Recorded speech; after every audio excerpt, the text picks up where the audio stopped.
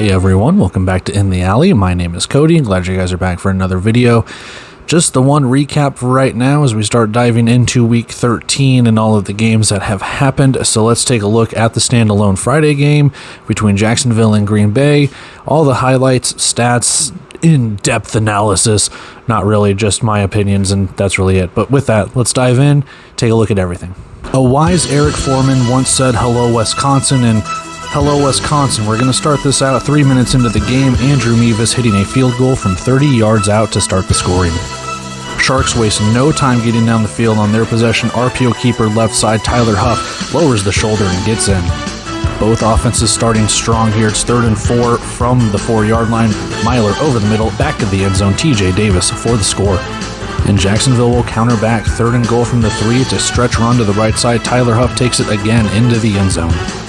To the second quarter we go, and Max Myler says, "Hey, I want to score touchdowns too," as he dives across for 6. 3rd and 3 here, a little less than 6 minutes to play in the first half. Tyler Huff with another quarterback run stretch play, and he has a seam. He's going to take it 13 yards in for the score. Ensuing kickoff, you know what that means. A highlight for one team and a low light for the other. It's going to be Andre Williams taking it from his end zone. He has a crease, he has a seam, he has just a couple guys to beat, and he's going to beat them on the way of tripping over the first down marker, but a kickoff return touchdown. And now on the ensuing kickoff, after the kickoff return for a touchdown, it is a deuce for Andrew Mevis. 3rd and goal from the 3, 4 seconds left. You have to look at this camera angle of Lil Patron going up over the wall, doing a plank, and scoring a touchdown before the half. However, those won't be the last points of the half. There's not 22 minutes left. That's a clock operating error, but it's a 35-yard field goal for Dylan Barnes to make this 33-24 at the half. Just a couple of plays into the second half here. It's going to be a motion handoff, and Larry McCammon is going to take this just like Huff did at the end of the first half. Touchdown, Sharks. All right, I love this camera angle. Watch the motion. It's going to be TJ Davis on the right side. Just sit in that coverage, shake a tackle, break off a couple more, and get into the end zone for 6. A beautiful, beautiful play. And I think this is where the turntables in this game. It's going to be a kickoff return for Malik Fleming. He's taken out of the back of the end zone. He's going to shake his way to the left side, and you're going to see the ball pop out here at the 19-yard line right there. Green Bay is going to recover the fumble. And then less than 10 minutes left to go in the third quarter here. It's going to be Max Myler up the middle on an RPO keeper to extend the lead. First down here at the 16-yard line for the Blizzard after a turnover on downs for Jacksonville. It's going to be rolling to the left. Myler finds an open Jalen Cagle for a 16-yard score. 3rd and 4 for the Sharks, trying to get anything to happen here. Huff is going to be pressured. He can't find anyone open. Rolling to the left side, feeling the heat, and is going to get thrown down by Sean Mustin. 3rd and 17 now. It's going to be Andre White up the middle, unblocked, and just, my goodness, what a sack. To the fourth quarter now, it's going to be Max Myler sending his men in motion, keeping it up the middle. He's going to get the trifecta, his 3rd rushing touchdown of the evening. After another turnover on downs for Jacksonville, Green Bay sets up shop, throw to the left side. Simple enough, but not pushing in the boards.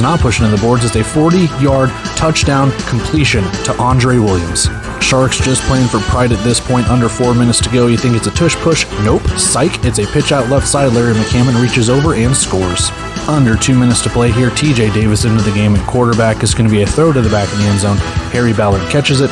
Jacksonville will score a late touchdown, but 75-43, your final. All right, so we have seen all the touchdowns, turnovers, sacks, anything and everything included in this game. Let's take a look a little bit deeper into the stats for each side, kind of form some opinions, whether you agree with them or not. Well, that's up to your interpretation, I guess. But we had one hell of a game here until roughly the second half, a little bit after that. So let's dive in and talk about it. We have a 75-43 victory in favor of the Green Bay Blizzard. Yeah, at one point this was a 2-point game, and the turntables completely to one side here. So let's talk about it. Tyler Huff for Jacksonville, 14 of 22, 127 yards, no touchdowns, no interceptions. Tyler Huff, your leading rusher, 14 carries, 56 yards, 3 touchdowns on the ground. And Karan Ashley, 6 catches, 67 yards, no touchdowns. For the Green Bay side, 14 of 18 for Max Myler, 179 yards, 5 touchdowns through the air. Myler, your leading rusher, 9 carries, 39 yards, 3 rushing touchdowns, 8 total touchdowns for him, and over 200 total yards. If he's not your offensive player of the week, I don't know. You might have a gripe there. Your leading receiver for the Blizzard, Lil Patron, 5 catches, 49 yards, and 1 touchdown. Taking a look over at the team stats on the right side, and please excuse me, I forgot to write in the total yards for Green Bay, so that's just kind of makeshifted in there. They had 264 total yards. Anyway, 4 for 5 on third down for Green Bay, 4 for 10 for Jacksonville. So 80% compared to 40%, kind of doubled them up there. Green Bay was just able to really move the ball. Third and manageables, regardless, they were just able to move the chains when they needed to. And when they didn't get that third down, fourth down came out and they kicked the field goal. So still pretty perfect when it came to that. 4 for 10 for Jacksonville, 2 for 4 on fourth downs, a couple of missed field goals, and a couple turnovers on downs, what have you. Just not the best day at the office. Again, total yards, favor Green Bay. Passing yards, favor Green Bay. More rushing yards, not by much, though, for Jacksonville. But, Jacksonville was running pretty well in the first half, and then they kind of had to abandon it there in the second half as it started to get away from them. Penalties, favor Green Bay. You will see some complaining on the forums and stuff like that, whether it's warranted or not. I'm not one to get into that. But either way, penalties favoring Green Bay, 7 penalties for 44 yards for Jacksonville. Do with that as you wish. Just the one turnover between the two teams, so a fairly clean game when it came to that. Just the one fumble being lost for Jacksonville. Overall, everything else kind of being, I wouldn't say roughly even because Green Bay had more passing yards, but still roughly even in terms of rushing, total yards, what have you. It was really Green Bay running away with it. I do have some notes. We'll talk first. Andre Williams, kick return touchdown, and then Andrew Mevis scoring a deuce. That was in the second quarter. That made the score at that point 26-21, and that was right after Tyler Huff broke free for a 13-yard touchdown.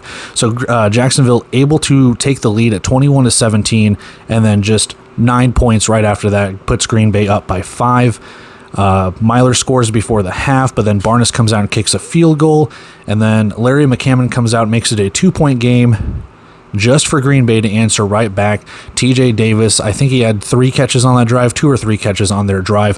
He scores, and then Green Bay recovers that fumble on the kickoff. Myler rushes into just a couple plays later. They get to the 2-yard line. He scores on the next play, and from that point, it was pretty much a 15-point lead. Green Bay scored 35 unanswered or something like that, pretty close to that, or 35, 34 unanswered. I think they scored, trying to do that mental math. It was it was not a good second half, third into fourth quarter for Jacksonville. They just couldn't get Green Bay off the field. Jacksonville was able to do Green Bay was able to do what they needed to do in order to kind of just take control, and they never, ever looked back. The one thing I will say, and yes, people will look at penalties, but penalties did not cause Jacksonville to lose this game. One thing I will say is Andrew Mevis coming out there, getting a drop kick after their final touchdown is just very, very petty. I know they do it from time to time, and I'm not saying it's petty every time, but you're up by like 30 points at that point, or 40 points at that point. Just kick the extra point, man. And I get it. I understand why, but still.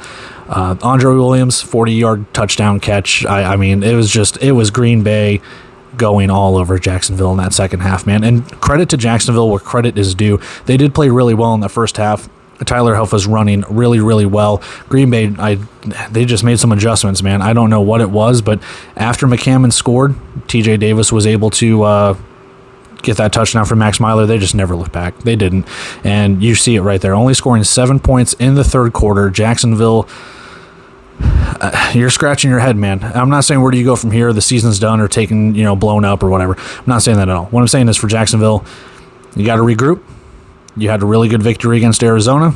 Maybe a little bit of a hangover. I'm not sure. But for the Sharks, you got to get right back into the saddle and you got to ride that horse. You got to make those playoffs. You've got to get into the championship game and do what you do. It's championship or bust, dare I say, or at least the fans say. So what can you do? For Green Bay, what a performance, man. Another game of over 70 points. This offense is clicking. This offense is doing exactly what they need to do. But the question remains for them, are they peaking at the wrong time?